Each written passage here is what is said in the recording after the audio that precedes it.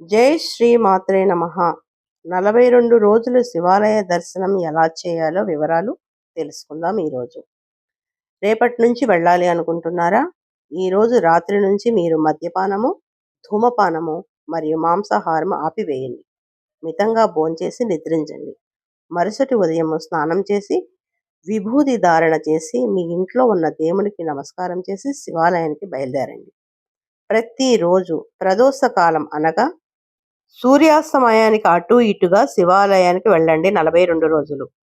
9 నెలల నిండు గర్భిణి ఎంత జాగ్రత్తగా అడుగులో అడుగు వేస్తూ నడుస్తారో అలా శివాలయంలో 3 ప్రదక్షిణలు చేయండి శివనామ స్మరణతో. ప్రదక్షిణ తరువాత శివలింగంకి నమస్కారం పెట్టుకోండి చాలు. మీ మనసుకి తృప్తి పడే వరకు శివలింగం చూడండి. ఎలాంటి కోరిక కోరవద్దు. ఎందుకంటే శివునికి తెలుసు మీకు ఏమి కావాలో.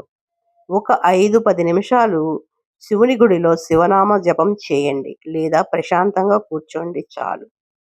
మరిన్ని విషయాలు తెలుసుకుంటానికి నా ఛానల్ని సబ్స్క్రైబ్ చేయండి, లైక్ చేయండి, షేర్ చేయండి. అందరికీ నమస్కారం. జై శ్రీ మాత్రే నమః.